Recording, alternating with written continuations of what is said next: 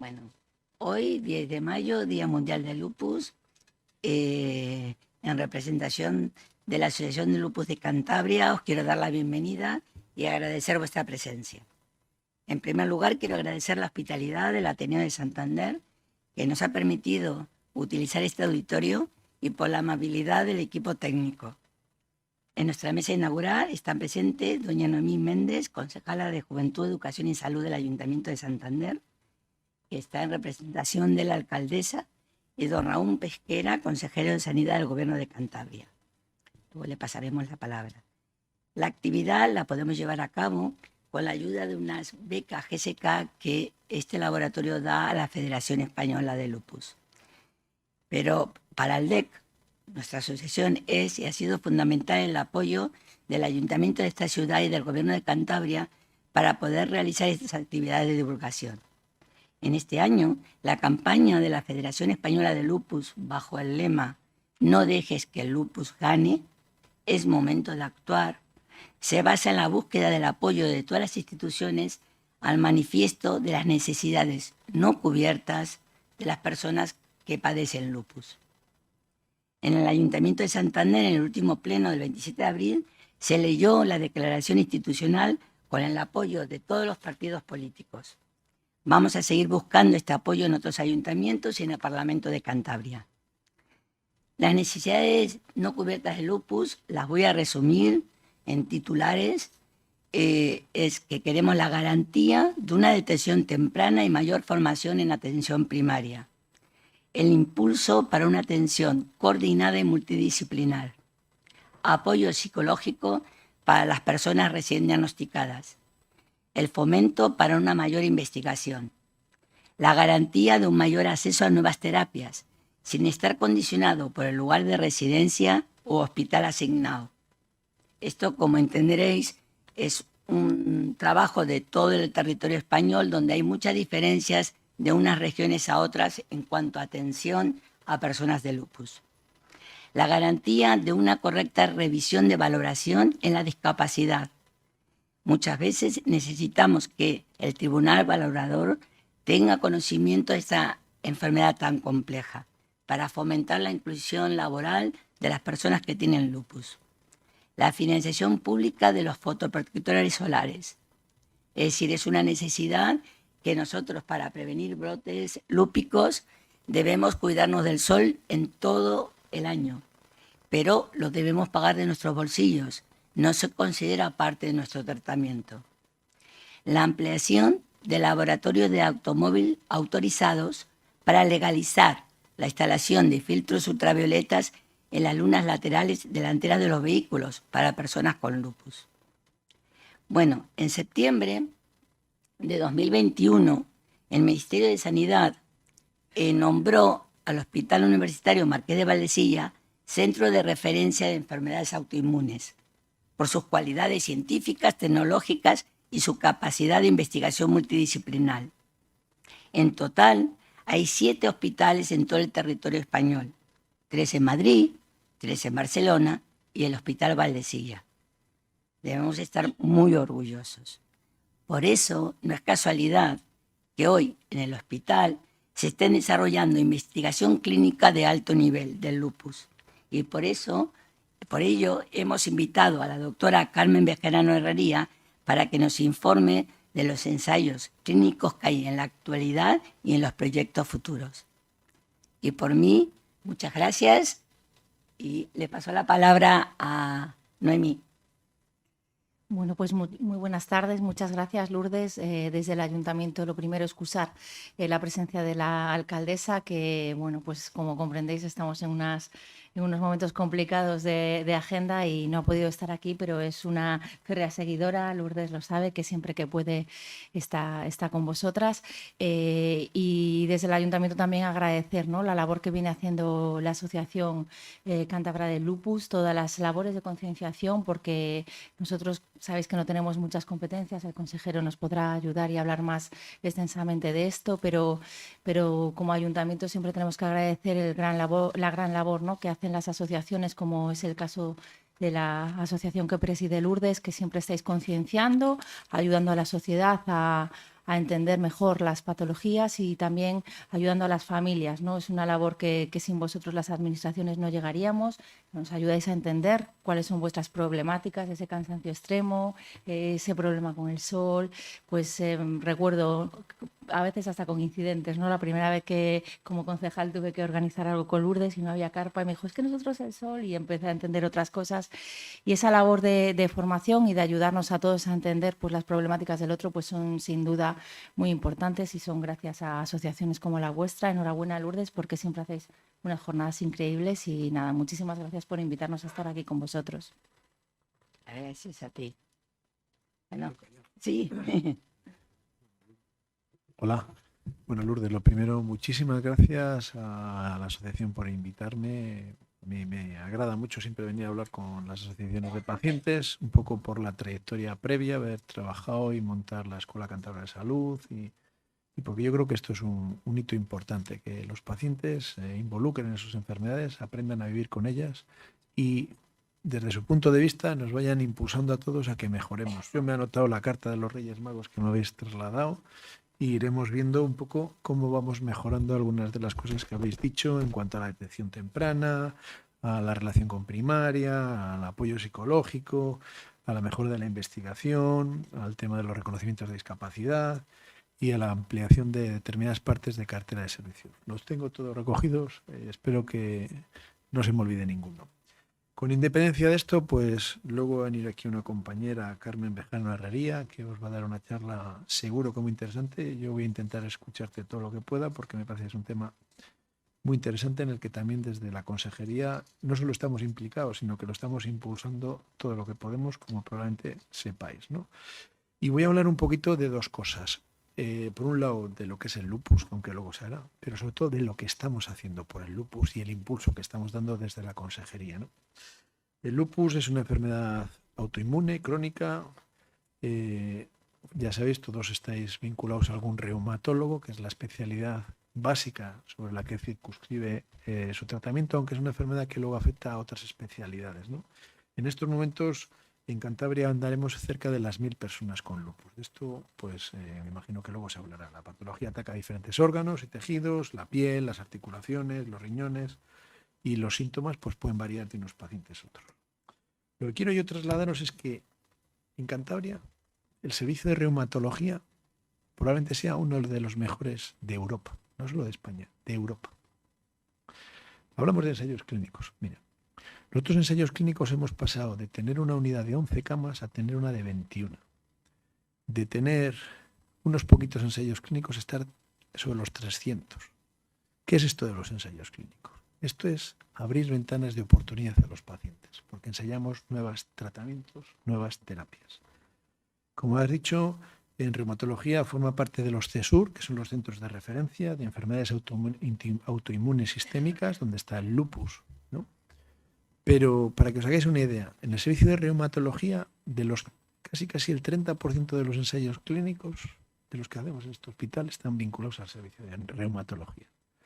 Los ensayos clínicos fundamentalmente son enfermedades autoinmunes, como la vuestra, y el cáncer, que son donde hay que innovar, donde hay que trabajar.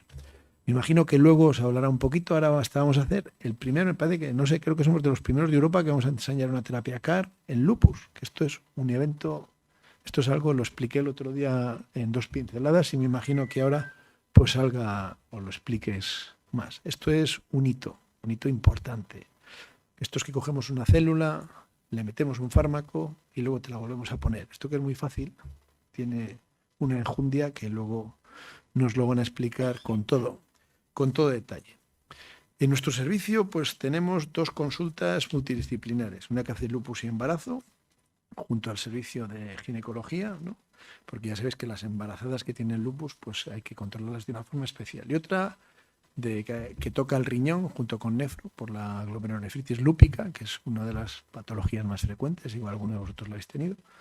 Y luego 2 monográficas, una que es de lupus de control estrecho, pacientes con lupus moderados y graves que reciben fármacos inmunosupresores. Y luego otra consulta que es una innovación, ¿no? Que es el prelupus, cuando tenemos unos pacientes con datos ya analíticos y clínicos que nos vienen a decir que van a tener un lupus. Y ahí nos adelantamos. Esta detección precoz de la que hablamos ya, y esto aquí somos innovadores, porque no se hace en todos los sitios, ¿no? Y luego tenemos mucha innovación terapéutica, que es de lo que estamos hablando. Os hablaremos de las CAR y de todo lo que estamos haciendo, y no me voy a meter en esa charla, que me va a quedar a escucharla, porque seguro que va a ser súper interesante.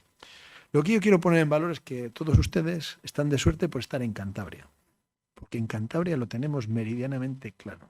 No solo ponemos los medios, el dinero, animamos a los investigadores a que investiguen y damos todas las facilidades. En el ámbito de la reumatología, ahora el próximo año van a venir más de 40 personas de todo el mundo a rotar mediante una cosa, son fellows en nuestro servicio. Tenemos gente que se dedican exclusivamente a la investigación. Es decir, yo creo que estamos haciendo una serie de cosas que si la gente supiera lo que hacemos en Valdecilla, porque es donde más se hace. Luego el resto de las unidades, la verdad es que el servicio de reumatología trabaja muy bien con el resto de hospitales de Laredo y de Sierra Llana, porque todos han nacido de la misma cuna, con lo cual es muy fácil trabajar en todo el conjunto de la comunidad autónoma. Yo creo que estamos de enhorabuena porque tenemos unos profesionales buenísimos. Luego aquí pues vamos a poneros una muestra, ¿no?, para que lo veáis.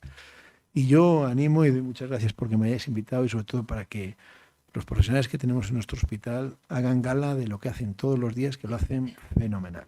Yo sin más te doy el paso, ¿no?, para que Carmen Bejarano Herrería, ¿no?, nos explique pues un poco lo que estáis haciendo, ¿no?, que es un poco la cuestión.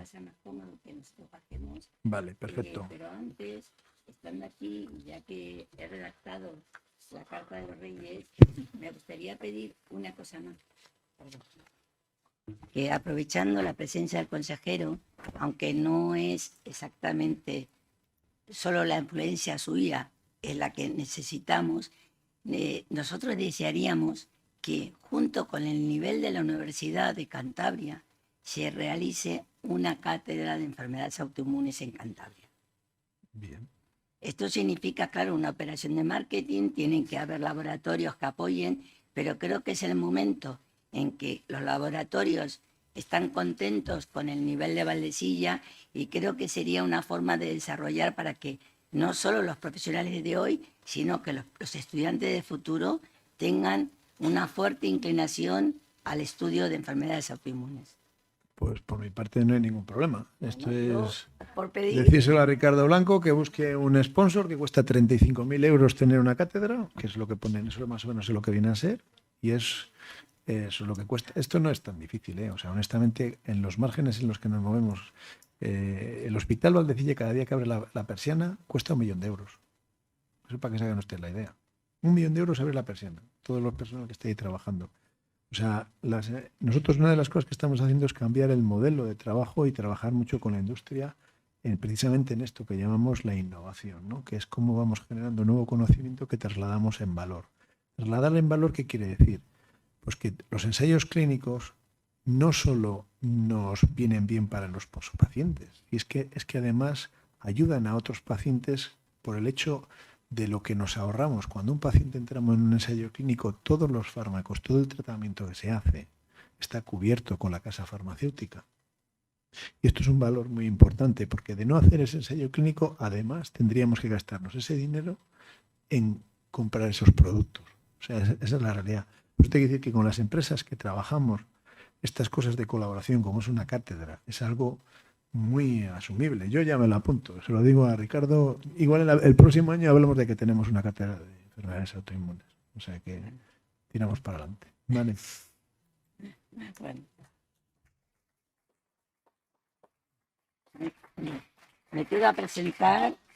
Ahora pasa, si quieres, yo voy a presentar un breve currículum de la doctora Carmen Bejarano Herrería, que está aquí presente con nosotros, licenciada en Medicina en la Universidad de Cantabria en el año 2007, especialista en reumatología en el Hospital Universitario Marqués de Valdecilla 2012. Entre los años 2012 y 2019, fue reumatóloga investigadora en la Unidad de Investigación Clínica de Reumatología en el Complejo Hospitalario Universitario de La Coruña, participando como subinvestigadora en estudios y proyectos de investigación de diversas patologías reumatológicas como artritis reumatoide, artritis psoriásica, espondilitis anquilosante, lupus eritematoso sistémico y arteritis de células gigantes, entre otros.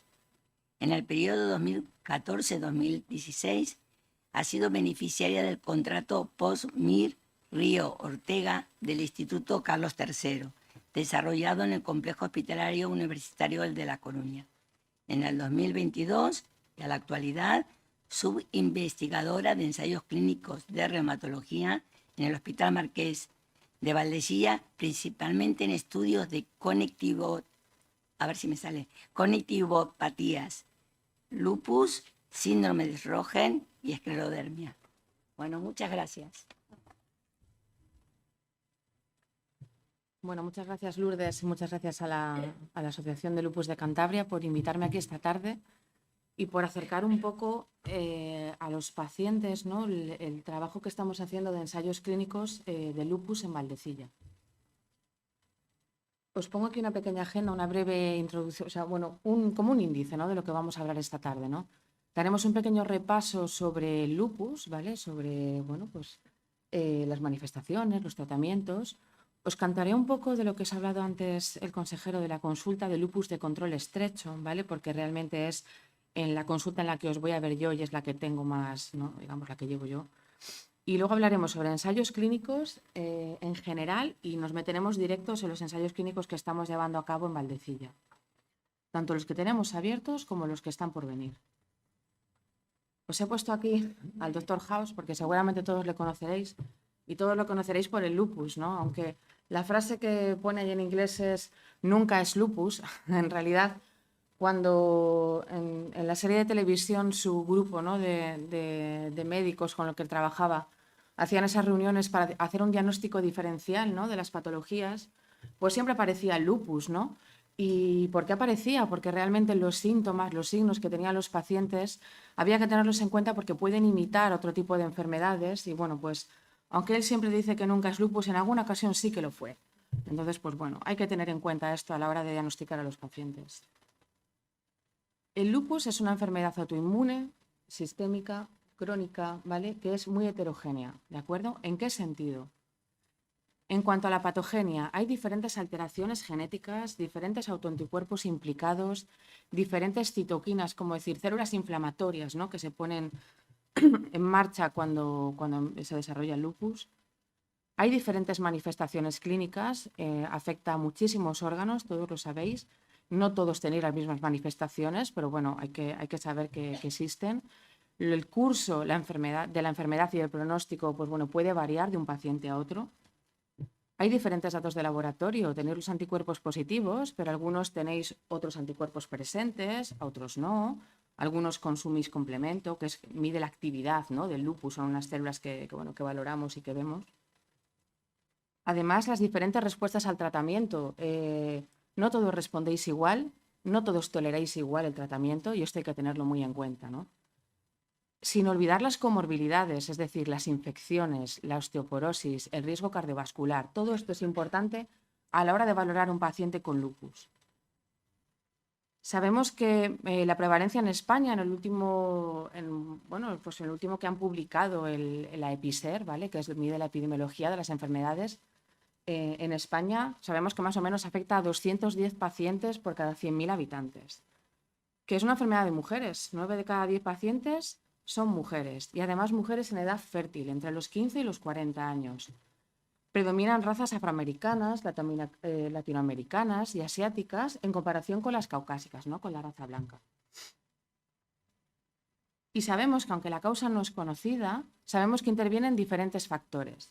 Factores genéticos, factores ambientales como la luz ultravioleta, determinados virus, determinados fármacos y que además los factores hormonales también pueden predisponer, ¿no?, a la aparición. No es que todos sean lo que los predispone, ¿no?, pero bueno, tenemos que tener en cuenta diferentes factores pensando en que pueden causar nuestro lupus. Os he puesto una diapositiva, reconozco que no es la más bonita porque vienen muchísimas células y lo que yo trato de deciros es introducir cómo funciona el sistema inmune en nuestro organismo. Tenemos un sistema inmune que está hecho para protegernos, ¿de acuerdo? Cuando hay un virus o un agente patógeno, se activan determinadas células, ¿vale? Entre ellas, pues los linfocitos T, que avisan a los linfocitos B y que forman los anticuerpos que van a atacar, ¿no? Para ese agente extraño. Y esto además tiene una regulación, esto funciona muy bien, pero ¿qué pasa en los pacientes con lupus? Pues este sistema no funciona igual. Un agente que no es patógeno, que es propio nuestro, no lo reconoce bien y entonces atacamos a lo propio, ¿no? Esos anticuerpos van a atacar células nuestras propias. Hay un montón de células implicadas en las que no me voy a meter porque realmente yo creo que es bastante complicado, ¿no? Pero bueno, alguna de las células que igual os suena por los últimos tratamientos que están ahora mismo ya desde el año pasado, por ejemplo, como el anifrolumab, ¿no? Va contra el interferón 1, que es un tipo de célula que vemos ahí. En cuanto a las manifestaciones clínicas, como bien sabéis, manifestaciones mucocutáneas, ¿no? Como el eritema en alas de mariposa, que es la afectación cutánea aguda, ¿no? Más frecuente. Hay otras afectaciones que no son agudas, ¿no? Que son subagudas, son diferentes lesiones, son como psoriasiformes que llamamos, ¿no? Parecidas a la psoriasis. Incluso hay unas lesiones crónicas, que es el lupus discoide, que seguramente pues, algunos tendréis o habréis padecido, ¿no?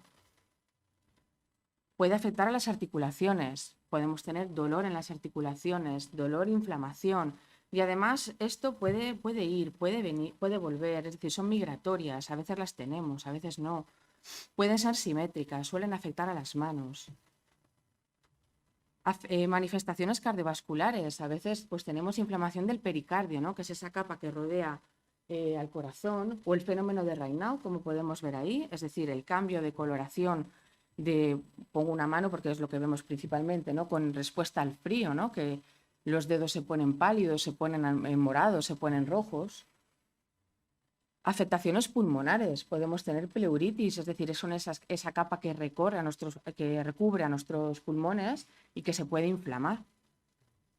Manifestaciones renales, algunos de vosotros pues igual tenéis también nefritis lúpica, ¿no? La glomerulonefritis que decía antes el consejero. Manifestaciones neuropsiquiátricas, cefalea, convulsiones, ¿vale? Entre otras cosas. La astenia, ¿verdad? Es un síntoma constitucional, ese cansancio, esa fatiga que podéis tener junto con, por ejemplo, también puede aparecer fiebre, pérdida de apetito, poca gana de comer, anemia, plaquetas bajas, leucocitos o linfocitos bajos, son otras de las manifestaciones que podemos ver. Y también puede afectar al aparato digestivo. Es decir, como podéis ver, hay muchísimas manifestaciones clínicas. No todos vais a padecer todas las manifestaciones clínicas, principalmente pues, suelen ser más cutáneas o articulares, pero bueno, como vemos, puede afectar a diferentes órganos.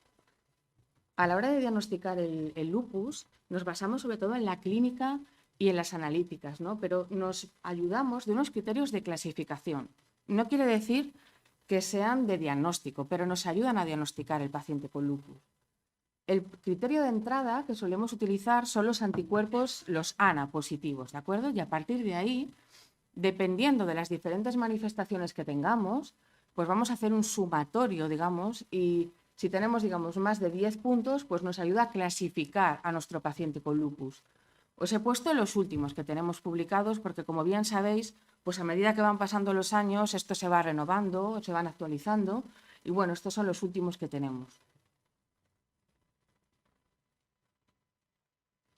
Perdonadme. Y además el lupus se puede medir, es decir, ¿cómo medimos el lupus? ¿Cómo es posible medir un lupus? Podemos medir la actividad del lupus, podemos medir el daño orgánico, es decir, ese daño que ya está presente en nosotros y que a veces es irreversible, ¿no? Podemos medir la funcionalidad y la calidad de vida. ¿Y esto cómo lo podemos hacer?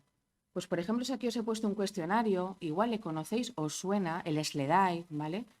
Lo utilizamos en los ensayos clínicos, pero también lo utilizamos en la práctica clínica porque es bastante más sencillo de llevar que otros índices que también están validados, pero que son muchísimo más complejos a la hora de valorar la actividad.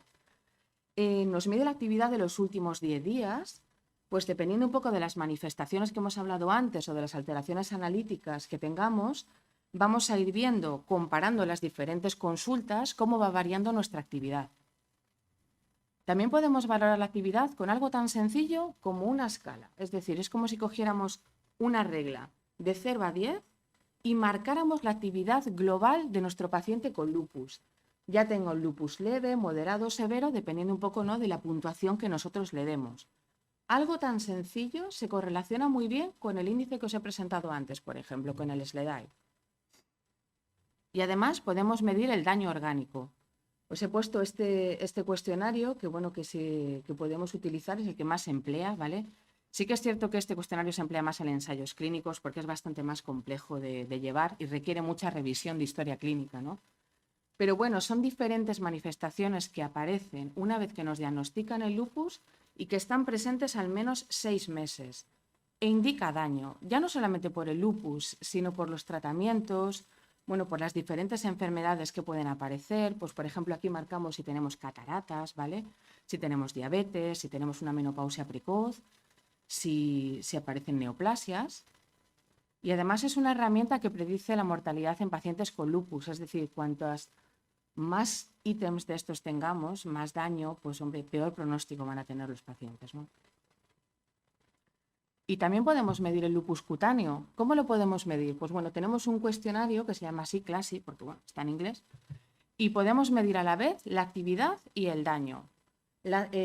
Dependiendo un poco de las localizaciones anatómicas, que os las he puesto allí a la derecha, pues bueno, vamos valorando si nuestro paciente, en el caso de la actividad, cómo son las lesiones que tiene en la piel, qué coloración tienen, si están descamadas, además si aparecen aftas orales, si tiene pérdida de cabello en los últimos 30 días. Y en el caso del daño, si estas lesiones ya han dejado cicatrices, si están despigmentadas, si hay una alopecia, es decir, una pérdida de pelo que ya pues, no nos va a crecer, ¿no?, que se va a quedar ahí. Y podemos medir la calidad de vida y la funcionalidad.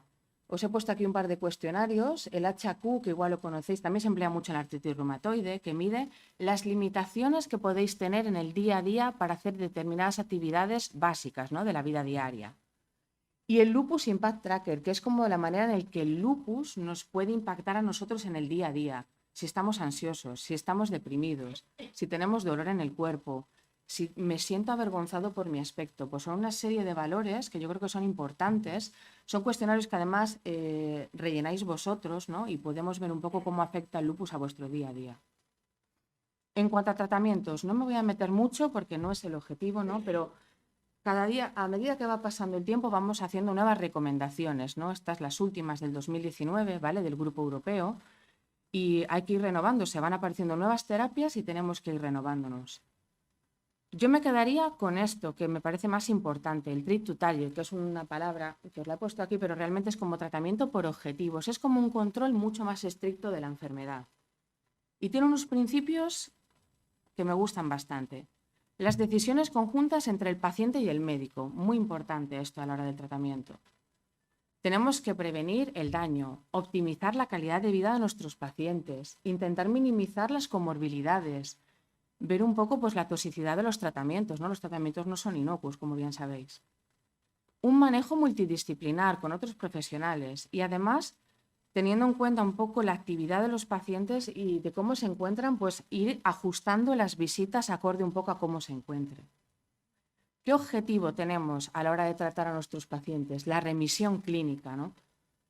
El lupus no se cura, pero podemos intentar que remita, es decir, que estos periodos de brotes que tenemos o de remisión, que se mantengan, ¿no?, y que se mantengan y que esté controlada la enfermedad. Y si no fuera posible, pues por lo menos tener la más baja actividad posible, ¿vale? Midiéndolo pues con esos cuestionarios que os he enseñado antes y utilizando los menos corticoides posibles, porque bueno, los corticoides ya sabes que tienen pues muchos efectos secundarios, al igual que las otras terapias, pero bueno, intenta reducir los corticoides también. Tratamiento, dependiendo si el lupus es leve, moderado o severo, vamos a utilizar unas terapias u otras. ¿Cuál es el pilar fundamental del tratamiento con los corticoides? Los antipalúdicos, el Dolquine. Estoy segura que todos o casi todos si estáis aquí pacientes diagnosticados con lupus, tenéis o habéis tenido el Dolquine, salvo que hayáis tenido alguna contraindicación. Y a partir de ahí podemos utilizar corticoides orales, inmunosupresores, el metotrexato, la azatioprina, seguro que conocéis. El belimumab, que es lo que pone ahí, el Benlista, ¿vale? Y otro tipo de terapias, dejando un poquito ya la ciclofosfamida o el rituximab para el lupus más graves, no más refractarios. Esta es la introducción. Ahora lo que quiero comentaros un poco es la consulta de lupus de control estrecho. Es una consulta que llevamos implementando más o menos desde finales de marzo, la verdad, llevamos poquito. Y llevamos poquitos pacientes en esa consulta. De hecho, solamente citamos a 5 pacientes. Y es una consulta en la que llevamos os llamamos a pacientes graves o moderados que hayáis tenido bastante tratamiento inmunosupresor, ¿de acuerdo? Como la ciclofosfamida, el rituxi, el beli o el micofenolato. Con idea de, una vez que hayamos visto a todos estos pacientes, trasladarlo al resto de pacientes con lupus, ¿vale? Los que son un poquito más moderados o leves. ¿Y qué queremos hacer? ¿Qué hacemos en estas consultas? Valoramos un poco las características demográficas, es decir, el sexo, la edad, la situación laboral, la raza. ¿Cuándo os han diagnosticado el lupus? ¿Qué características tenía ese lupus? ¿Qué tratamientos habéis recibido y cuáles son los que estáis recibiendo ahora? En el caso de estar con el Dolquine, pues esas consultas que hacéis a oftalmología, ¿vale? Una evaluación clínica, es decir, cómo os encontráis en ese momento de vuestro lupus. Valoramos el riesgo cardiovascular, muy importante, ¿vale? La tensión, la diabetes, el colesterol, si fumáis, si hacéis ejercicio, cómo es vuestra vida. Y además hacemos una ecografía carotidia para ver las placas de ateroma, ¿vale? Las placas de colesterol que podamos tener. Valoramos también, porque sois pacientes que habéis tenido mucho tiempo corticoides, si estáis en tratamiento con algún bifosfonato o con algún suplemento de calcio, si tenéis alguna densitometría. Si tenemos citologías, ¿vale? Muy importante la citología en el caso de las mujeres, ¿no? Hay que tener un poco en cuenta, acordándonos del papiloma humano, ¿verdad? El estado vacunal, hay que vacunarse, es muy importante, siempre lo recomendamos, gripe, neumococo. Probablemente hayáis también, si tenéis algún tratamiento biológico, os hayan mandado a medicina preventiva para hacer una serie de vacunas que son necesarias a la hora de tener estos tratamientos. Y además hacemos una consulta de enfermería. En esta consulta os vemos 3 profesionales. La enfermera, que os hará una analítica, hablará de fotoprotección con vosotros, hablará de adherencia al tratamiento, muy importante además esto. Os verá otro profesional, que es el doctor Corrales, que es el que os hará la ecografía carotidia, y finalmente os veré yo, en el que hablaremos del resto de cosas que os he comentado. Y lo que bien hemos hablado antes, vamos a implementar una consulta de prelupus.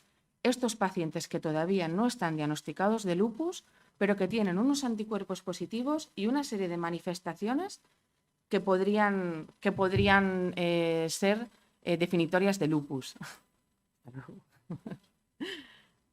No pasa nada. Y las otras 2 consultas que ya estamos llevando a cabo. La consulta de lupus y embarazo lleva más de 20 años, que la lleva el doctor Taboada, en mujeres que ya no solamente que estén embarazadas, sino que tengan la idea ya, una consulta preconcepcional, ¿no? Cómo planificar el embarazo, muy importante. Y la nefritis lúpica, que la lleva la doctora Calvo junto con los compañeros de nefrología. Y ya nos vamos a meter de lleno en los ensayos clínicos. ¿Y qué es un ensayo clínico, no? Un ensayo clínico con medicamentos es una investigación que se realiza en personas destinada a estudiar la eficacia y la seguridad de un fármaco. Los ensayos clínicos tienen varias fases. Una fase que es preclínica, esta no se hace en personas, esta es una fase que se hace con células, ¿vale? O se hace en ratones, por ejemplo, seguramente hayáis oído hablar que primero se hace esta pequeña fase y después, si se ve que esto puede seguir adelante o que puede ser beneficioso para los pacientes con lupus, empezamos con 4 fases, ¿vale? Una primera fase, que suelen ser voluntarios sanos o unos poquitos pacientes con la enfermedad. Esto se da en la medicación y se da en abierto. ¿Qué tratamos de buscar aquí? La dosis segura, ¿vale? De la medicación, y también tenemos que ver los efectos adversos. Si esto va hacia adelante y funciona bien, pasamos a la fase 2. Ya son más pacientes, más de 100 pacientes. No buscamos una dosis segura, buscamos la dosis óptima, ¿vale? Y siempre viendo si esto es eficaz y si es seguro. Si pasamos una fase 2 y tenemos unos datos que llegan a nuestro objetivo primario o secundario que nos hemos planteado, se pasa a la fase 3. Ya son más pacientes, son 1000 pacientes. Se compara con otros tratamientos aprobados y seguimos viendo si hay eficacia y seguridad. E incluso cuando un medicamento está autorizado, ya hablamos de fase 4, es decir, queremos ver los efectos o los beneficios a largo plazo y también hacemos ensayos clínicos así. Cuando os comentamos a la hora de iniciar un ensayo clínico, ¿no? Cuando la consulta el reumatólogo os comenta la posibilidad de los nuevos tratamientos que existen y demás, tenemos que tener en cuenta las partes de un estudio, ¿no? Hay un periodo de selección que normalmente suele durar unas 4 semanas más o menos, en donde el acto más importante es el consentimiento informado. No es una hoja, son bastantes más, en el que se explica un poco qué es un ensayo clínico, qué medicamentos vamos a dar, cuánto tiempo dura, qué procedimientos os vamos a hacer, analíticas, radiografías, lo que sea necesario, ¿vale? Revisaremos la historia y veremos un poco si podéis cumplir esos criterios que luego comentaremos más específicamente, ¿no? Si pasamos este periodo de selección y cumplimos esos criterios, hablamos de un periodo de tratamiento en el que ya tomamos el fármaco del estudio y vamos programando las siguientes visitas. Normalmente son cada mes, a veces es cada menos, y además siempre os vamos a dar un teléfono donde nos podéis preguntar cualquier duda que tengáis. Os podéis poner en contacto con nosotros si tenéis algún cambio de tratamiento, si tenéis alguna infección. Siempre va a haber un seguimiento y un contacto muy estrecho con los pacientes de un ensayo clínico. Cuando terminamos este periodo de tratamiento, hablamos del periodo de seguimiento, es decir, ya no estamos tomando la medicación, pero queremos ver cómo os encontráis, ¿de acuerdo?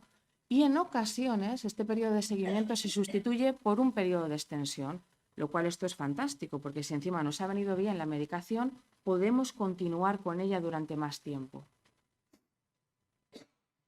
No sé si conocéis esta página, es el Registro Español de Estudios Clínicos. Más o menos es un pantallazo de hace poquito, por lo que debe haber 8.700 estudios más o menos. Puede acceder cualquiera, no hace falta registrarse. Y nos da como una pequeña información, además muy concreta y muy definida, sobre los ensayos clínicos. Es de cualquier enfermedad, es decir, si nosotros metemos lupus aparece, pero si metemos diabetes también van a aparecer. Y la verdad es que está bastante bien y es bastante concreto y os puede servir un poco también a la hora de buscar información un poquito más dirigida, no solamente igual meternos en internet, con lo cual que entraña algún riesgo, diría yo. ¿Qué ensayos clínicos tenemos en Valdecilla ahora mismo abiertos? Tenemos 3. No voy a entrar en todas esas células y en toda esa molécula, pero quiero que os quedéis con varias cosas. Tenemos este primero que os comento que lo lleva el laboratorio Merck, ¿vale? Es un fase 2, no sé si os acordáis, es una medicación oral, se llama así, Empatoran, tiene este nombre tan curioso, y inicialmente es a 6 meses y luego puede tener un estudio de extensión. Admite pacientes con lupus cutáneo o con lupus sistémico. ¿Qué criterios de inclusión? ¿Vale? Los criterios que nos piden, esto es muy resumido, porque los criterios son como muy estrictos, son muchísimos más, pero os he traído, digamos, un vistazo de lo más importante, ¿no? Pacientes entre 18 y 75 años, que lleven más de 6 meses diagnosticados, ¿vale? Que tengan un lupus cutáneo discoide o subagudo, ya no solamente el eritema en alas de mariposa, sino que ya sea diferente ese lupus, ¿no? Que tenga una biopsia en los años anteriores que confirme ese lupus, y si no la tenéis, incluso se podría hacer en la misma consulta. Y si es una lesión que no se puede coger una biopsia, nos permitirían hacer alguna foto. Y que tengan pues actividad como el CLASI, el cuestionario que os comentaba antes. O pacientes con lupus sistémico que cumplan unos criterios de clasificación, con anticuerpos positivos y que también actividad. Y un poco pues en tratamiento habría que ver el tratamiento de base que tenéis, ¿no? Ya sea tópico, ya sean corticoides, o sean corticoides más algún inmunosupresor o edolquine. ¿Y qué es lo que nos excluye, ¿no? ¿Qué es lo que nos impide participar? Por lo menos he puesto un pantallazo de lo más importante que me ha parecido a mí, ¿no? Pacientes con nefritis lúpica activa, pacientes con afectación, con las manifestaciones neuropsiquiátricas activas, infecciones activas, alteraciones en las analíticas, enfermedades no controladas. El tener una hipertensión o una diabetes que no esté controlada, pues no nos va a permitir participar en un ensayo clínico, o una insuficiencia cardíaca que tampoco esté controlada. En este caso en concreto, la obesidad mórbida pues tampoco nos dejarían. Y luego habría que ver muy específicamente los tratamientos que estamos tomando a la hora de periodos de lavado, que esto es dejar pasar un tiempo entre los tratamientos que habéis tomado y la toma de este fármaco. Este es uno de ellos. Los efectos secundarios que se han visto son pues diarrea, flatulencia, cefalea, rinosinusitis. Es un fase 2.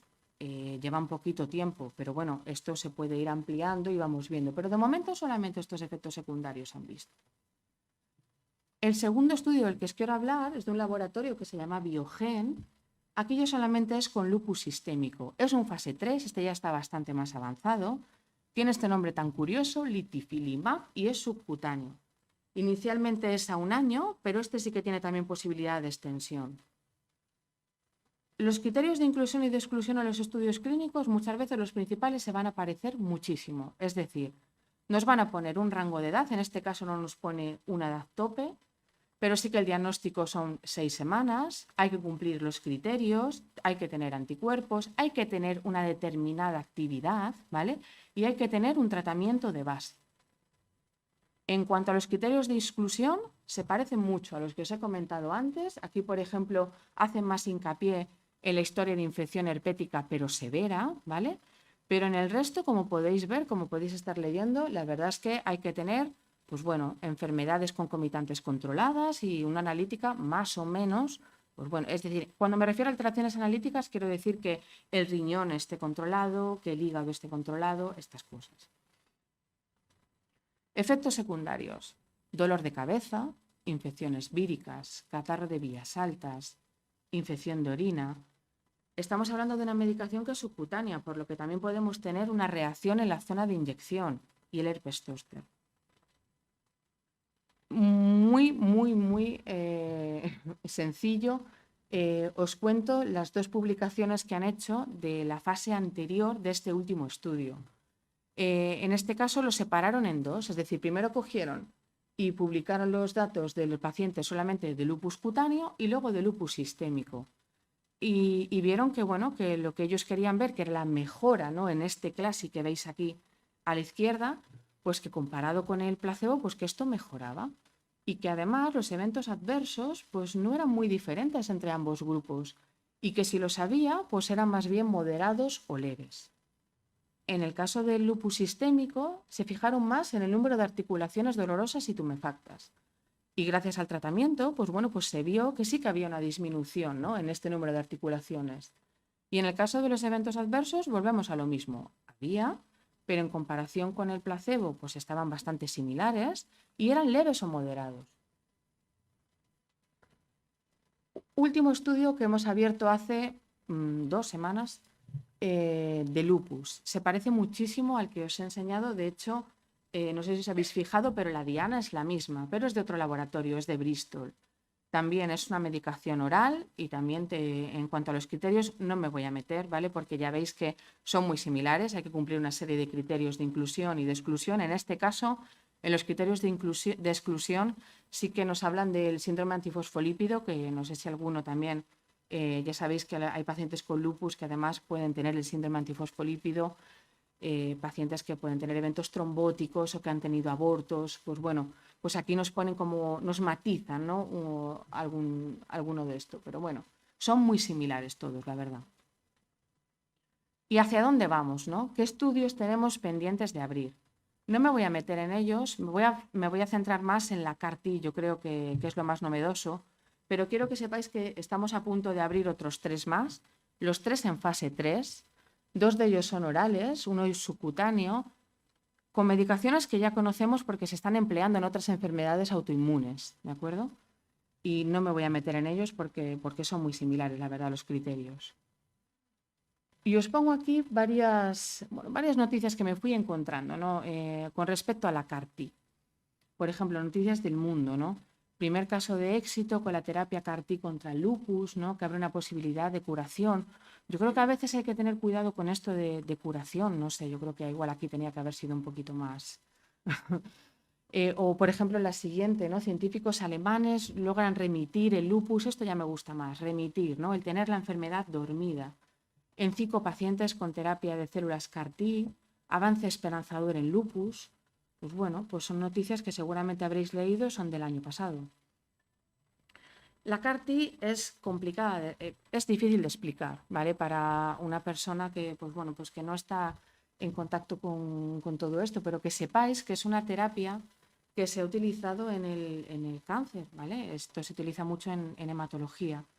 Y consiste más que nada en reprogramar a los linfocitos T para que vayan y eliminen a los linfocitos B, ¿vale? Estos causantes de los anticuerpos y los que nos causan el daño, ¿no? En los tejidos. Es un poco así, ¿no? Es como extraer los linfocitos del paciente, reprogramarlos y luego volverlos a infundir. Funciona un poquito así, ¿no?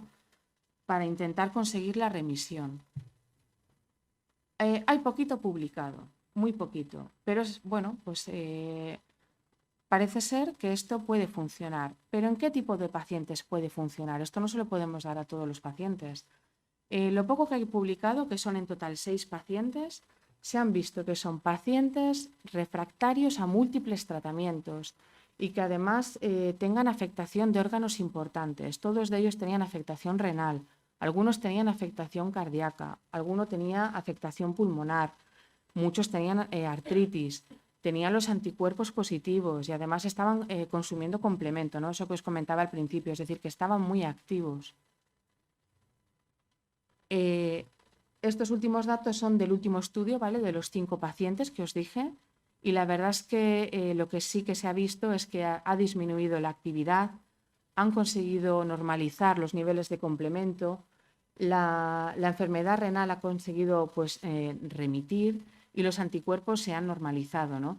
Los datos que ellos dan es a 3 meses, han conseguido la remisión a 3 meses, aunque luego se ha visto que posteriormente parece que se está manteniendo y además sin otro tratamiento, es decir, con este tratamiento simplemente. Y esto era un poco lo que os quería comentar.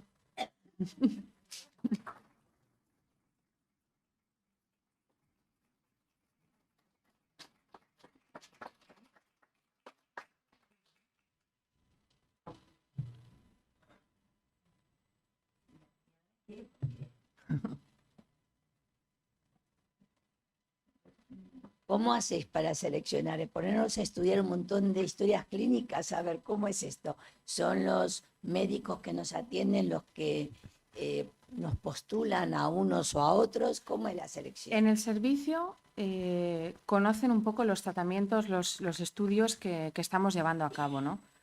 Y sí que es cierto que a través de las consultas, claro, yo hablo directamente desde Valdecilla, ¿no? Que es lo que yo estoy viendo ahora mismo. Cuando un paciente se ve que está activo a pesar pues, de algún tratamiento y que se ve que se puede cumplir esos criterios, evidentemente el médico que no está haciendo ensayos clínicos no conoce todos los criterios. Pero bueno, nos lo comenta y podemos citar a ese paciente y hablar, valorar, hacer alguna analítica y revisar la historia. Claro, no podemos revisar la historia de todos los pacientes, pero bueno, los pacientes que estén activos y que se ve que puedan incluirse en los estudios, funciona un poquito así, nos lo comentan directamente a mí o al doctor Ricardo Blanco, claro.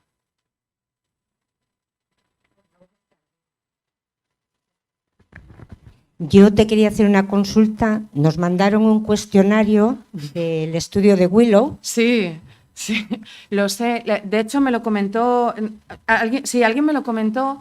Es una herramienta que ellos tienen y la verdad es que yo le comenté, yo creo que se lo comenté a Lourdes, o no sé quién fue, pero alguien me lo comentó y me llegó a mí, porque no sé si eres, bueno, también me lo dijo el doctor Taboada. Yo casi prefiero que más que rellenar cuestionarios en Internet, porque creo que era en Internet, ¿no? Y luego ellos os llamaban o hacían, pues yo creo que es mejor comentarlo con el reumatólogo que los lleva y que nos lo comenten a nosotros, porque yo esto de dar datos a través de Internet directamente con el laboratorio no me parece la mejor manera de seleccionar a un paciente, la verdad. Pero bueno, sé que quería existe. comentar lo que me ha pasado. Yo es que lo hice. Vale. Yo hablé con ellos, me seleccionaron, en teoría, Sí.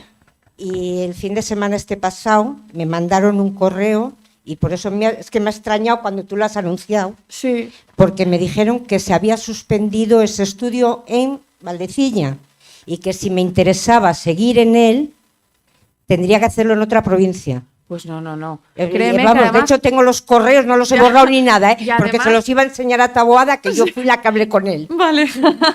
No, y además tenemos pacientes que están tomando el tratamiento, es decir, estamos reclutando pacientes, no se ha suspendido para nada. Por eso no sé, esa forma digamos, de reclutar, ¿no?, pacientes a los estudios, haciéndolo a través de esas páginas o de esos links, quizás no es la ideal. Pero está abierto, te lo puedo asegurar.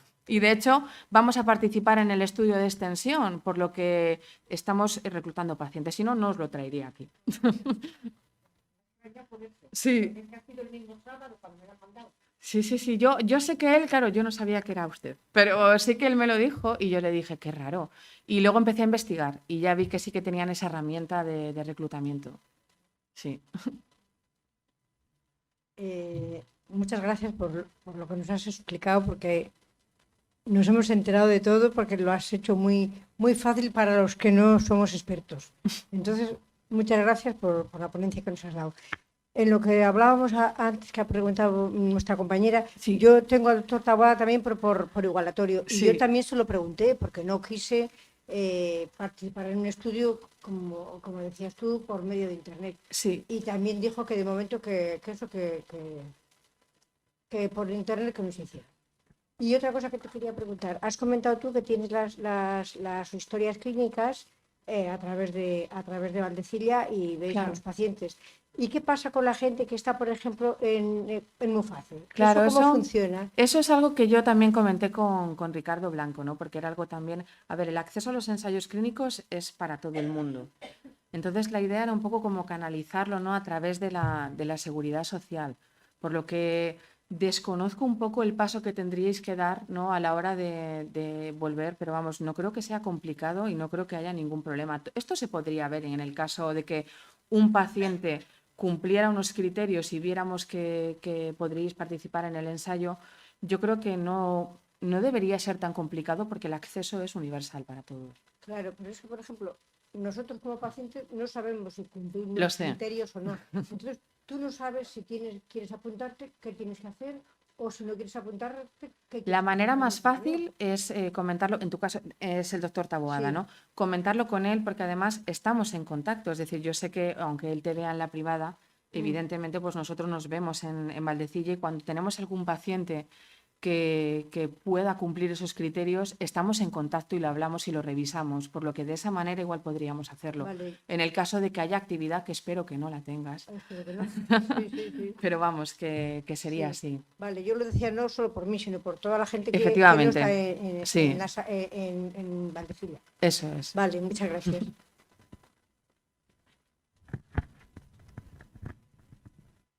Buenas tardes. ¿El anifrolumab en España se está dispensando en los hospitales? El anifrolumab. Sí. El anifrolumab está aprobado y en Valdecilla ahora mismo está como de uso compasivo, por así decirlo, ¿no? Pero bueno, creo que enseguida se va a poder empezar a dar ya, pero bueno, que si se necesita, se puede pedir en el hospital y se puede emplear. Vale, gracias. Sí. Gracias.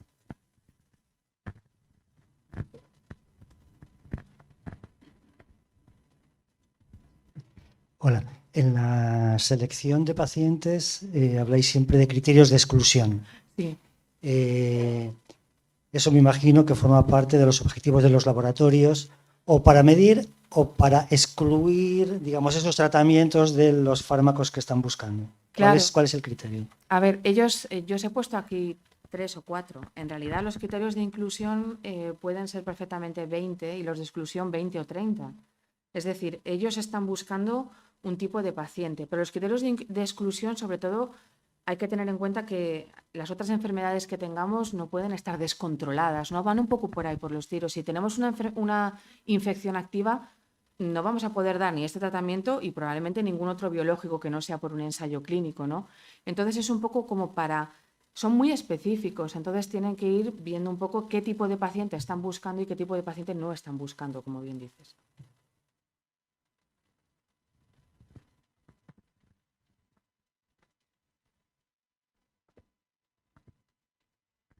Este tipo de estudios que estáis llevando a cabo, ¿se hace con otras enfermedades autoinmunes aparte del lupus? Sí. Sí. Hay estudios, claro. Yo en este caso os he hablado solo de lupus, pero también llevo la parte del síndrome de Sjögren, por ejemplo, el síndrome seco, se hacen esclerodermias, se hacen artritis reumatoide, se hacen otras muchas enfermedades. Tenemos muchos ensayos clínicos. Hoy, claro, estaba dirigido hacia el lupus, ¿no? Pero tenemos muchísimos más estudios de otras enfermedades también. Sí. Yo quería preguntarte lo mismo porque a mí una de esclerodermia sí me ha dicho que no ha podido venir. Si ellos también se podían... Tenemos un estudio de esclerodermia que nos lo pone difícil a la hora de incluir pacientes, por lo que habría que ver en ese caso, porque es un tipo de esclerodermia, bueno, pues en ese caso es difusa, nos piden una serie de anticuerpos, una serie de manifestaciones cutáneas, entonces nos lo ponen difícil, pero tenemos un estudio de esclerodermia abierto también. ¿Cómo debería hacerlo ella? No sé si está, supongo que está en consultas en Valdecilla, comentarlo con el médico que le lleva, no sé en este caso quién es, porque en ese caso me lo van a comentar a mí, porque ellos lo saben. Entonces, claro, habría que ver si cumple, ya te digo que es complicado ese estudio, pero tenemos uno. Sí. Ahora una pregunta para mí. Yo tengo nefritis lúpica, tuve yo, remitida con inmunosupresores hace mucho tiempo. Sí. Tengo que hablar con la reumatóloga, entonces... No te entiendo. Para poder... A ver, yo cuando me llegó lo del Willow, yo no lo relleno, yo no lo... Claro. Si la nefritis lúpica está controlada, es decir, si no es pero activa... está controlada con inmunosupresor. Claro, habría que ver un poco en cada caso cuánto tiempo llevas de mantenimiento, ¿no? Supongo que te dieron una terapia potente al principio, ciclofosfamida, efectivamente, y luego te han dejado con una terapia de mantenimiento que no sé si será micofenolato o azatioprina. Me tuvieron que dar hace unos años rituximab. Vale.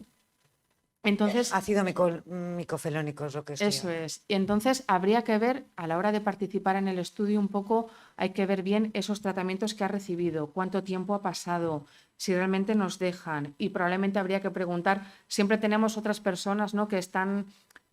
a las que podemos contactar si tenemos alguna duda. La doctora Calvo muchos años. Ahora estoy con otra reumatóloga, pero Calvo es la que más... Por ejemplo, con Vanessa Calvo, en el caso de que íbamos a haber iniciado un estudio específico de nefritis lúpica, pero al final no se pudo llevar a cabo, porque también existen estudios específicos de nefritis.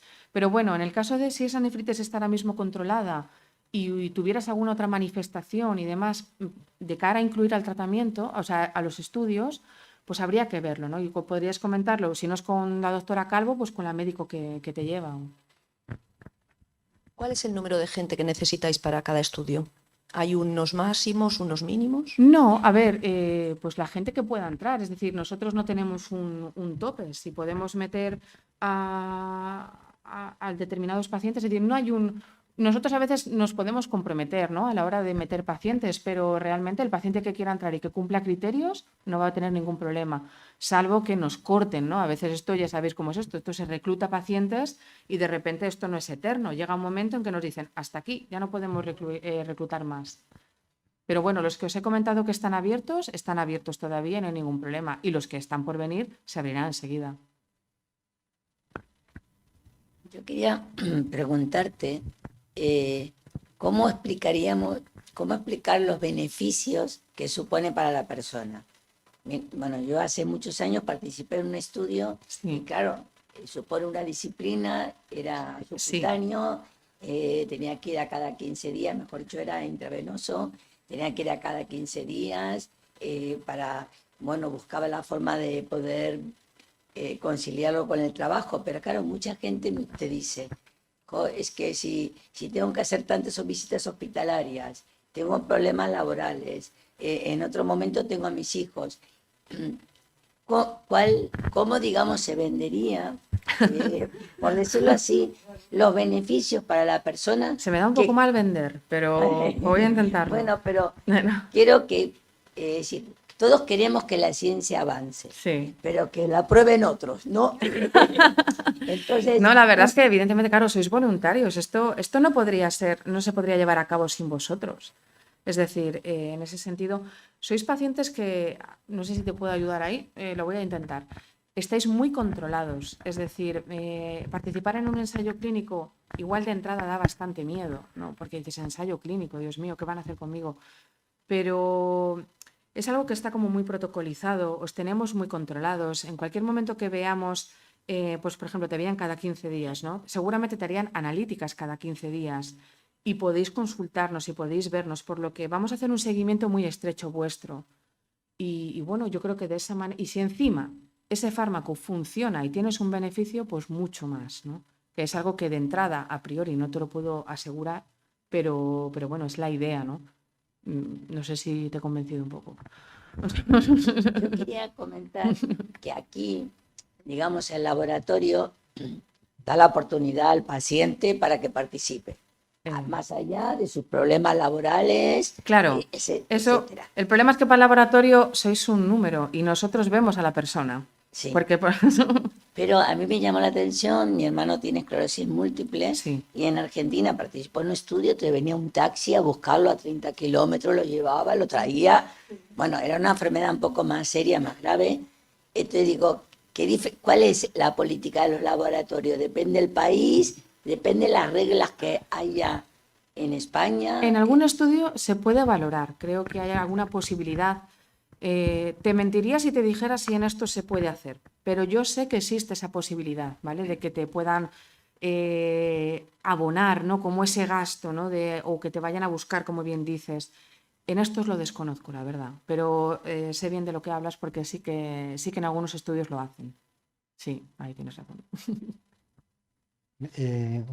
Otra pregunta. El otro día en la asociación descubrimos casi de casualidad las bondades de la aplicación del Servicio Cántabro de Salud respecto a la consulta de análisis clínicos de cada paciente.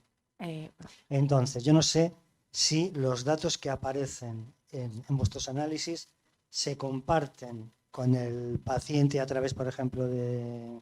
No sé si te he entendido bien. ¿Los análisis clínicos que te hacemos en el estudio se podrían compartir? De hecho, bueno, es una información que está ahí y se puede compartir con vosotros. Pero de hecho ahora no se comparte normalmente. No se descargan Nosotros, directamente. es decir, nosotros si vemos alguna alteración analítica, os la vamos a decir, es evidente. Y además la vamos a confirmar, porque a veces estas analíticas pueden ser locales, pero muchas veces se mandan fuera. Entonces, a veces esas analíticas no llegan igual de bien y demás. Entonces, cualquier dato que nos extrañe o cualquier dato que veamos que no está bien, primero, os lo vamos a comentar, los vamos a repetir y los vamos a confirmar, por lo que siempre vais a tener una información directa de eso.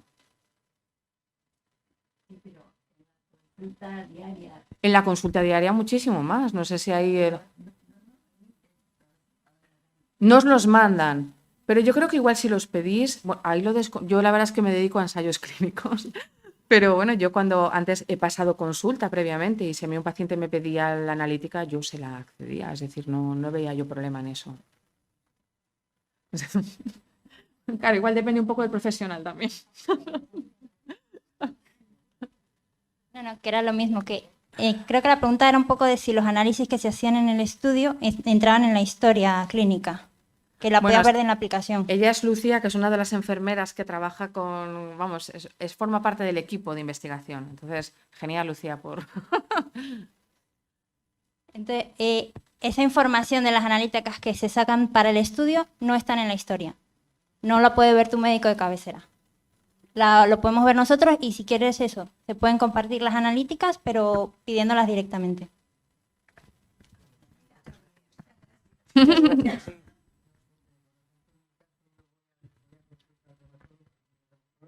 Sí.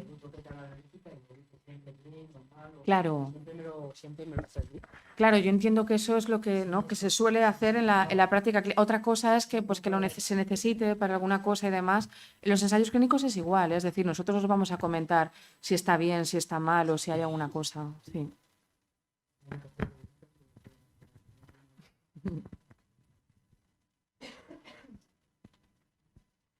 preguntilla por ahí más.